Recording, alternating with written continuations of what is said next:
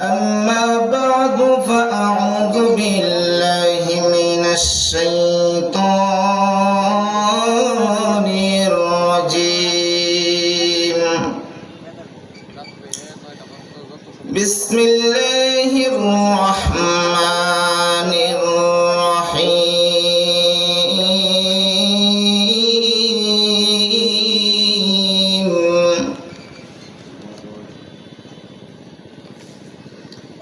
يا أيها الذين آمنوا توبوا إلى الله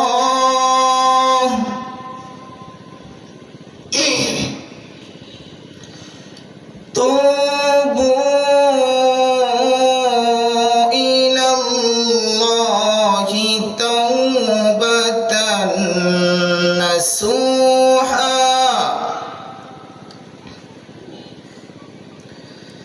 عسى ربكم أن يكفر عنكم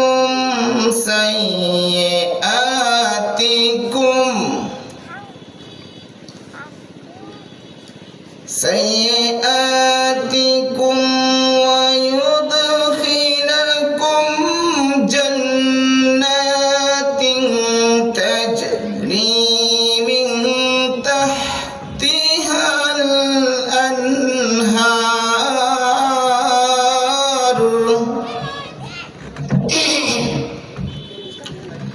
وقال النبي الأكرم صلى الله عليه وسلم: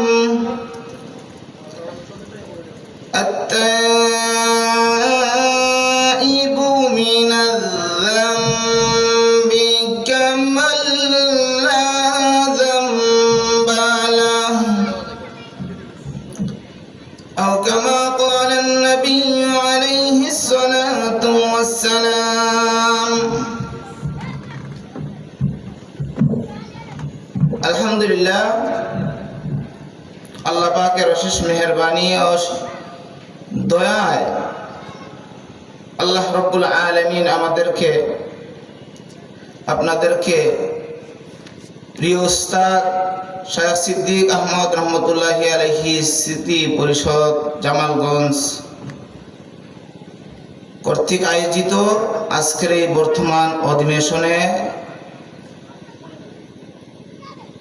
আসন সমাসীন অষ্টগ্রামের মাহমুদপুর মাদ্রাসার মুহতামিম সাহেব জনাব মনিরুজ্জামান সাহেব ও আমার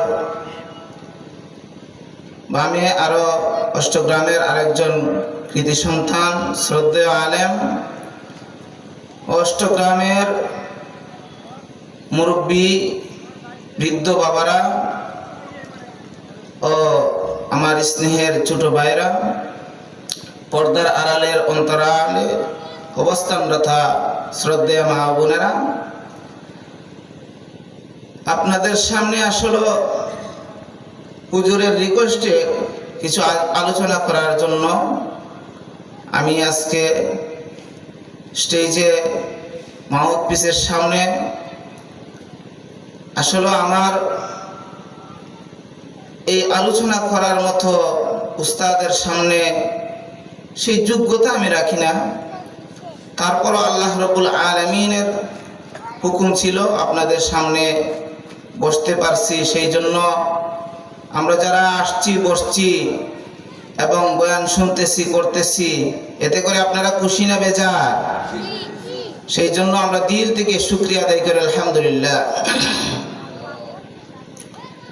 আর বিশেষ করে যে আমার উস্তাদ শায়খ সিদ্দিক আহমদ রহমতুল্লাহি আলাইহি, উনি আমাদের এই মাহফিলের পাশেই এখানেই দাফন করা হয়েছে।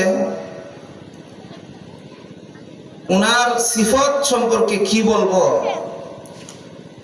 উনি তো ডাইরেক্ট সরাসরি ছোটকাল থেকে আমরা লেখাপড়া করছি, ওনার সিফত বলে শেষ করতে পারবো না আমি। উলামায়ে কেরামের মুখ থেকে শুনছেন, বা আমার পূর্বে বিলাল আহমদ সালেহী ভাইও বলছেন, বা সামনে উলামায়ে কেরাম যারা আসবেন সবাই বলবেন। তো যাই হোক, আলোচনা দীর্ঘ করার সময় নেই।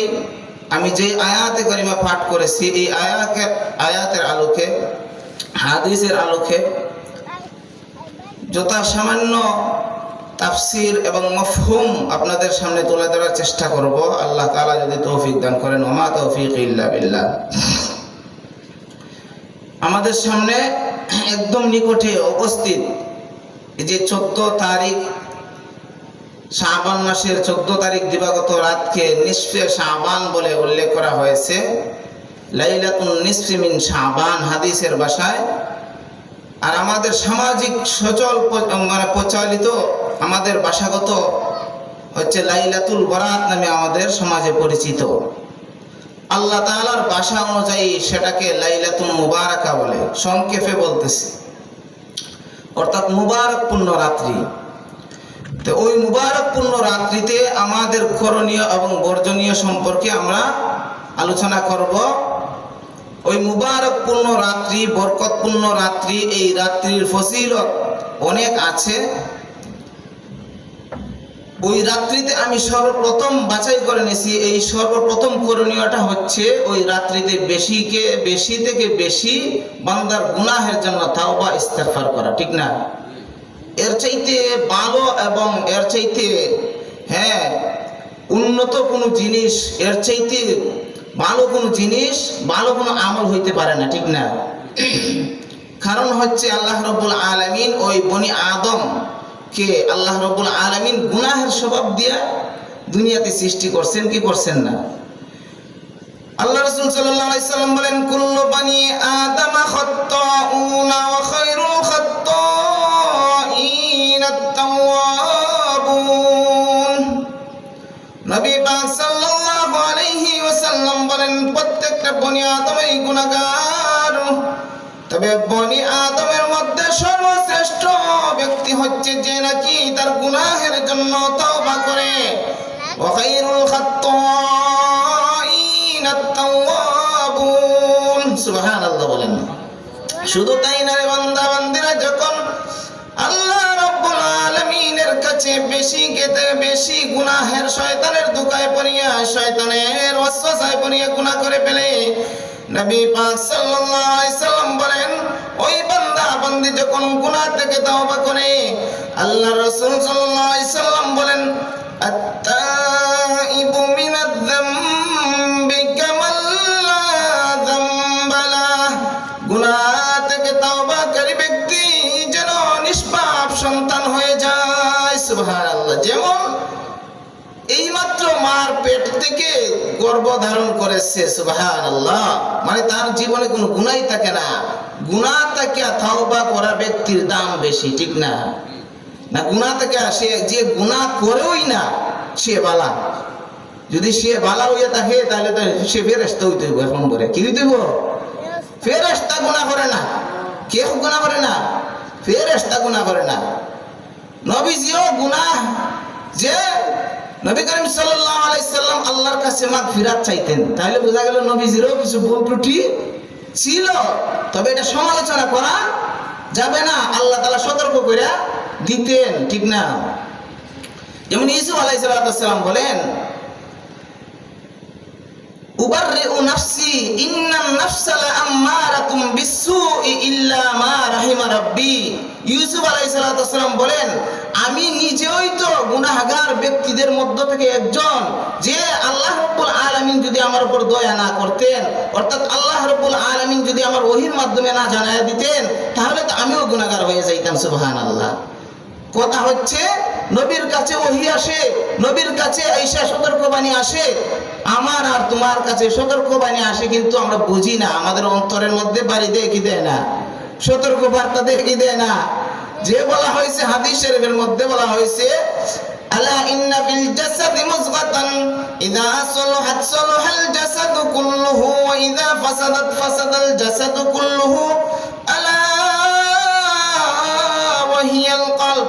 মানব অন্তরে একটা এমন গোষ্ঠী গোশতের টুকরা আছে, ওই গোশতের টুকরাটা যদি ভালো থাকে পুরা দেহটাই ভালো, ওই গোশতের টুকরাটা যদি খারাপ হয়ে যায় পুরা দেহটাই খারাপ হয়ে যায়। সাহাবায়ে কেরাম প্রশ্ন করলেন, ওগো নবীজি ওই গোশতের টুকরাটার নাম কি? নবী করিম সাল্লাল্লাহু আলাইহি সাল্লাম উত্তরে বললেন, ওই গোশতের টুকরাটার নাম হচ্ছে তোমার কলব। কলব আসেনি, আছে না? কলব কি? কলব এটা এমন একটা জিনিস, এটা কি হয়ে যায়, গুনাহ করতে করতে করতে গুনাহ অন্তরটা কালো হয়ে যায়, ঠিক না? আবার এটা পরিষ্কারের যন্ত্র দিয়েছেন, এটা পরিষ্কারের পদ্ধতিও দিয়েছেন। এক হাদিসের মধ্যে বলা হয়েছে পরিষ্কারের যন্ত্রটা হচ্ছে, পরিষ্কারের পদ্ধতিটা হচ্ছে জিকির। সুবহানাল্লাহ বলেন। আলা বিযিকরিল্লাহি তাতমাইন্নুল কুলুব। যখন তোমরা বেশি থেকে বেশি আল্লাহ পাকের জিকির করবে, তোমার অন্তরকে আল্লাহ রাব্বুল আলামিন গুনাহ থেকে পরিষ্কার করে দিবেন। সুবহানাল্লাহ।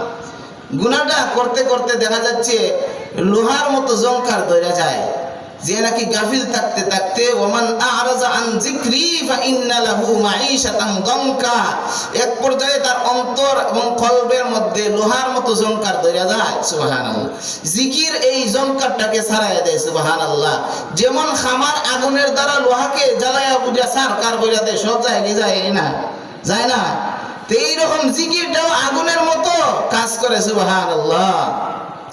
যাই হোক, আল্লাহ রাব্বুল আলামিন পবিত্র কোরআন শরীফের মধ্যে বলতেছেন, ইয়া আইয়ুহাল্লাযীনা আমানু তুবু ইলাল্লাহি তাওবাতান নাসুহা।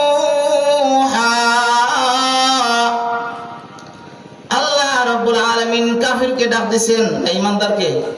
ইয়া আইয়ুহাল্লাযীনা আমানু অর্থ কি? হে ঈমানদাররা, আল্লাহ ভালো করে জানে ঈমানদারই তো গুনাহ করে না। কোনো কাফিরের গুনাহ তো হিসাব নাই, এরা জাহান্নামী। ইন্নামাল মুশরিকুনা নাজাস, এরা ডাইরেক্ট জাহান্নামী, হিসাব তো মুমিনদেরই হইব। সুতরাং হে মুমিন, মুমিনেরা, মুমিনাতরা, তোমরা আল্লাহ রাব্বুল আলামিনের কাছে খালিস দিলে তওবা করো। তুবু ইলাল্লাহি তাওবাতান নাসুহা, খালিস দিলে তওবা করো। হইতে পারে, আশা রাখতে পারো, তোমাদের তাওবা যদি খাঁটি হয়ে যায়, আসা রাব্বুকুম আইয়ুকাফিরা আনকুম সাইয়্যাতিকুম, হইতে পারে তোমরা আশা রাখতে পারো ওই তাওবা যদি খাঁটি হয়ে যায়, আল্লাহ রাব্বুল আলামিন তোমার পিছনের গুনাহসমূহ মাফ করে দিবে। এবং তোমাকে শুধু মাফ করে দিবে তা না, আল্লাহ রাব্বুল আলামিন সুসংবাদ দিতেছেন, তোমায় যখন তুমি গুনাহ থেকে তওবা করে পবিত্র হইয়া যাইবা, আল্লাহ রাব্বুল আলামিন তোমাকে ওয়ায়ুদখিলুকুম জান্নাতিন তাজরি মিন তাহতিহাল আনহার, আল্লাহ রাব্বুল আলামিন নিজ দয়া গুণে তোমাকে জান্নাতে প্রবেশ করায় দিবে। সুবহানাল্লাহ। আমাদের সমাজে আছে না কিছু কিছু মানুষ গুনাহ করে লাইছে, খারাপ কাজ করে লাইছে, এরা সমাজ থেকে বাদ দিল। কি করে লাও? বাদ দিলাম। আল্লাহ তারে বাদ দেওয়া যাইতো না। আল্লাহ প্রতিদিন দৈনন্দিন ওই প্রথম মাস মানে ঈশা গুনাহগার ব্যক্তিদেরকে নাম ধরে ধরে ডাকে, আসলে কোন গুনাহগার ব্যক্তি আমার কাছে চাও আমি মাফ করে দিব, আসলে কোন অভাবগ্রস্ত ব্যক্তি আমার কাছে চাও মাফ করে দিব, আসলে কোন রিজিকের অভাবে ভুগতেছো আমার কাছে চাও আমি মাফ করে দিব, আসলে কোন অসুস্থতা ব্যক্তি আমার কাছে চাও মাফ করে দিব। সুবহানাল্লাহ। সুতরাং আল্লাহ ডাকতেছেন, আল্লাহ আমার রহমত থেকে নৈরাশ হইও না। লা তাকনাতু মির রাহমাতিল্লাহ, তোমরা আমার দরবার থেকে আমার রহমত থেকে নৈরাশ হইও না। সুবহানাল্লাহ। আল্লাহর রহমত থেকে নৈরাশ হওয়া যাইতো না। যত কিছুই হোক না কেন, যত বড় গুনাহগারই হোক না কেন, আল্লাহকে ডাক দিলে আল্লাহ খুশি হয়ে যায়। সুবহানাল্লাহ। আল্লাহর রহমত থেকে নৈরাশ হওয়া যাবে না। একটা ঘটনা আছে, গামিদিয়া রাদিয়াল্লাহু তাআলা আনহা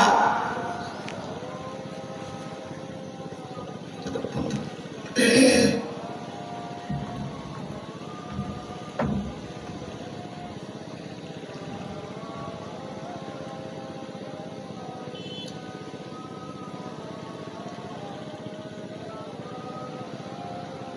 হয়েছে, আজানের জবাব আমরা মসজিদে গিয়ে দিব।